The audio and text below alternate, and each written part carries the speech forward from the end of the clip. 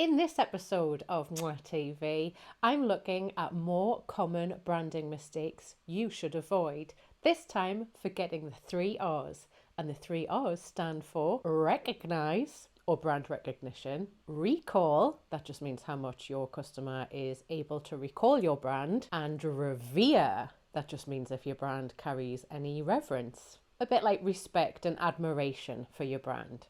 If you've always wondered how effective all of that work that you've poured into building and creating your brand so far is, then by the end of this episode, you're going to have a much stronger handle on exactly how brand strategists like me measure this. Let's stop throwing a hope and a prayer into the wind and get you using all of your findings and data to eliminate that guesswork.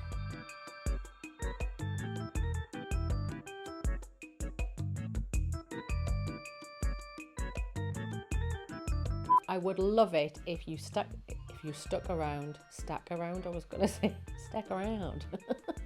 right, and start tackling this in a really manageable way in your business. I'll do that again.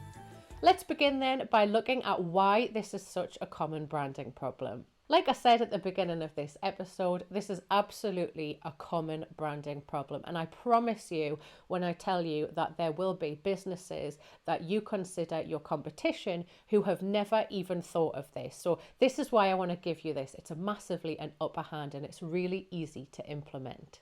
I think the reason why a lot of people forget to pay attention to the 3 R's in their branding is probably, and I hate to say this because I love this, it's probably because all of the data and the lag measurements that need to go on after branding efforts have been made feels pretty boring and unsexy to look at. And because it's not as appealing and really sexy and full of intrigue, I think that's why there are a lot of branding people avoiding creating content like this because they don't think it's going to hit the mark with their desired customer when they come onto channels on YouTube. And that means it can feel a little bit like this is just something that's not really spoken about. So why bother? It's obviously not important. Unfortunately, for business owners like you, that can mean that you never even know it's a thing in the first place. And if you don't even know that it exists, how are you able to make your own assessment about how important this is for you in your business right now? Especially if you want to start getting a little bit more strategic with all of your branding efforts. On the face of it, I think analytics and going through data can be dismissed really easily. People can go, no, that's just busy work. I'd rather worry about getting more stuff out there, more content, more posts, that sort of thing. But when you're stuck in this scattergun way of creating content or trying different marketing tactics to implement your branding, it's really easy for you to start losing sight of the focus that your business needs to have right now. And when you get stuck in that rut, it can be really hard to break out from it. I actually talked about this on this episode recently. So if you've recognized, oh God, that's me, I want you to go and take a look at that after we're finished today. Tell me below in the comments, where are you at when it comes to measuring the 3 R's in your brand? Is this something that you schedule into your diary to take a look at every month when you're running your books? Or is this something you know you're avoiding? Or are you just like some of the people we talked about there? Is this completely new as a concept to you? Have you never heard of it before today? What happens when you ignore the 3 R's in your brand? If you're forgetting to measure anything, honestly, you're leaving all of your judgment abilities in the dark. This usually means that your branding, marketing, publicity efforts all start to become a little bit knee-jerk and a little bit too emotional, which stops them from being strategic and, most importantly, measurable. Have you ever been in the common situation where you have a really bad day? Maybe one of your kids is sick. Maybe you're sick. Maybe something unexpected comes up in your home and that hijacks all of your marketing efforts for the day because you're in this cycle of doing everything in a last minute way. You might recognize the term spinning your wheels. So you feel like you're absolutely killing yourself, putting in all this effort, but you just feel like you're not getting any traction and growing like you feel you really deserve to.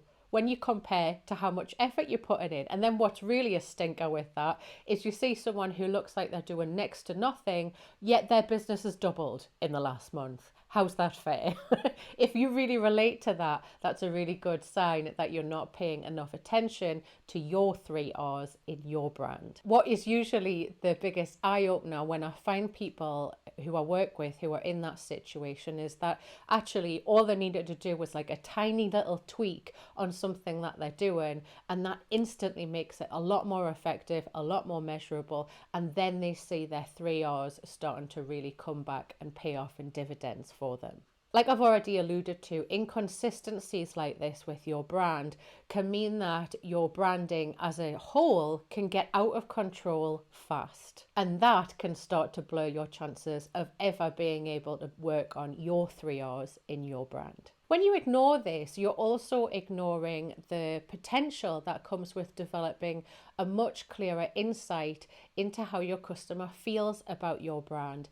And that means that you're not going to be able to know what you should be doing more of, what you need to quit doing, what's ticking them off a little bit, in order to make their customer experience as desirable and memorable as possible. And when you have a memorable, desirable customer experience, that's when you open the door to almost dependable customer loyalty. You're able to develop this crowd of super fans who are going to follow you no matter which way your business ends up developing over the next few years. If you've recognized yourself in any of the things we've looked at so far today in this episode, I would love it if you stick around with my TV. You can do that now by clicking the subscribe button, and if you want to, you can click the bell, and that just means that you're going to be notified every single time a new episode comes out. I've got 4 helpful high-level ways on how you can start tackling the 3Rs in your business. The first one is to create regular opportunities throughout all of your operating processes for customers to give you their honest feedback as they progress through that process. You want to give them more than one opportunity to tell you how they feel about that stage in the process. So are they really enjoying it? Was there something that was a little bit disappointing? Is there a way that they would have preferred things to have gone? There are lots of ways on how to get started to do this. My favorite way is to draw it out. I'm a very visual person, so I like to get a drawing, an image of what that process might look like. That might be a scribble in a notebook. Usually it's me standing in front of a whiteboard or like a big sheet of flip chart paper to just draw out, and then when you can get a zoomed out view on the process, you can start saying, right, that's a great opportunity to email them there, or that's a great opportunity to ask for feedback there. Number 2 is to start embracing the power that you have when you measure your brand awareness. I've got 3 of my top ways to do this. Start measuring the growth of direct traffic onto your website. And you want to start doing that in a monthly way, recording it in a spreadsheet. I like to have a graph so that I can visually see how is this progressing compared to last month. And then eventually, how does this look compared to last quarter, last year? You ought to be tracking your backlinks. So what is referring traffic to your website in a powerful way? And I want you to start thinking about creating some opportunities. I like to call them campaigns, where you really go about getting a solid read of what your customer feels like. So I was recently working with a client who had an online membership, and we decided that a great way to get a measure of this in a regular way in her business was to create a client satisfaction survey. So all of her members were able to give valuable feedback, and that's now going to be an annual fixture within her wider marketing plan. A real quick way to do that is a poll. You might want to stick out a poll in a Facebook group, for example. You can initiate recognition of your brand as soon as you start getting a little bit more intentional about your subliminal touch points. I've got a few examples, so don't worry. I know that's a hell of a sentence. So the first one is to pair all of your comments, DMs with a single emoji that relates well into your brand. You might want to think about creating a brand sound. Work out what are your regular lingo words And is there a way that you can start making them feel more aligned to the feeling that you have within your brand? And when you use more subliminal touch points like the ones I've just mentioned, there are a lot more, but those are my favorite. When you start using them in a consistent way, they begin to form a memory connection with people about your brand. So I use the kiss emoji with all of my comments. This has been talked about on other people's content, and that kiss, even though it's not the exact same kiss that you see in my logo, people tell me it's synonymous with what they think of when they think of me. Those subliminal connections are powerful. They stay in like the deep gray matter of people's brains. And you want that to happen for your stakeholders, your customers, and your wider audience and network. Number 4 is to start listening. Listening activities is something that's used commonly in public relations campaigns and marketing campaigns, but you can do this for your brand as a whole as well. So a great public relations way of explaining this so that you understand what I mean is to be really intentional and proactive about having the right people talking favorably, of course, about your brand. And that builds reverence over time. So a great way to initiate that is to start forming alliances, friendships, networking with other people, perhaps in your field, perhaps in a related field or with a similar audience, and talk about collaborating in one way or another. Can you go onto their podcast? Is there a way that you can put yourself forward to be considered in a roundup guest post?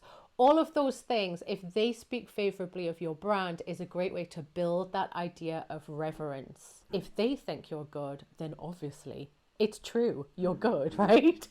That's the vibe we're going for. This is a long-term plan, so this is going to be low on the yield, but it's one of those things that you can do on a regular way to just build reverence over time. That's how all of the best brands do it. It's over time, it's a long game. But it's absolutely worth those slow and steady efforts because it pays off hugely for your brand. Can't tell you enough, this has major power. Do this, be doing this on a monthly basis. So if you really like this idea of getting your brand to be more revered and recognizable by key customers and a growing audience for your business, then I want you to know this is absolutely something I can help you with that. A great way to get started is to just have a quick chat with me. So I want you to check out Cyber Cocktails on my website, and this is my way of giving some free, quick advice as well as creating an opportunity for you to explain to me what have you tried already, where is your business going, and what's your plan going forward. You can take a look and book yourself in for this by visiting www.laurapearman.com/cyber-cocktail. You want to scroll to the bottom of the page here, pick out a date and time that works for you, fill in the form, and then you'll be all ready to rock. What are the benefits to your business then when you begin tackling the 3 R's in your brand? In short, the benefits are vast. Recognition, recall, and reverence carry huge benefits for your business. You're going to be getting proactive about improving your customer loyalty numbers and levels. And that's going to be able to make your sales forecasting a lot more predictable. If you've ever experienced that feast and famine, high, low in your cash flow, you know just how much of a stress that is and how much of a benefit this is going to be in your business. We touched on this before, so positive word of mouth marketing and being proactive about that sort of publicity and recommendation can dramatically increase sales for any business. That added reputation is going to help to secure you a more long-term position in your marketplace. And a lot of businesses rely on just this alone when you're talking to them about how they want to grow their business. It's all about getting recommended and revered by the right people who carry the right level of influence. You're going to see the benefit of engaged employees, and that's going to cut down all of that time and money you spend on staff churn. It has been proven that finding ways to increase brand advocacy and get your employees to really foster your quest as a business improves their productivity. And that will really strengthen the reverence factor. Doing this is going to improve your chances of being associated heavily with your product. So a great example of this is ketchup equals Heinz, or video equals YouTube. That's going to shore up your position in your marketplace even further to go on from the last point, but it means that you're going to probably be able to be around for a lot longer. If you work in a field that is notoriously bad for working on the 3 R's, this is a really easy way to get a competitive edge quickly. And also really for quite little cost. If you're looking to be a disruptor in your marketplace, maybe you're doing things in a slightly different way, or you're doing them attributed to a certain cause that you feel passionate about that no one else has thought of yet in your world, doing the 3 R's on your brand is going to help you with developing that disruption reputation. You're going to be revered and recalled for being the one that broke the rules. And that's going to help you with your legacy quest that you're on. I just touched on this before, but the benefit of this is that it's a hell of a lot cheaper than other outreach, cold audience, marketing or advertising efforts. And the results of it are a lot more reliable. You're not going to feel like you're in a casino just hoping you roll a 6. Something that not a lot of people want to think about is their exit plan. Now, if you're working in a proactive way consistently, month after month, on building your 3 R's, you're actually increasing the overall value of your brand. And that can have a huge impact when it comes to getting to your exit plan. If you're looking at selling the brand, passing it on in any way, or figuring out how you're going to exit from it, this is an important thing to start thinking about. Even if this is just a tiny little dot on the horizon and you know you're going to be 150 before you retire, do the work now, and when you are 150 and a medical marvel, you can go backpacking or live in the Maldives or something, because your exit price will be higher.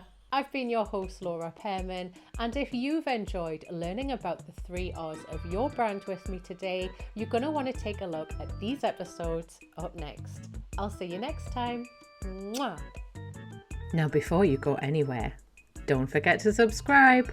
Mwah.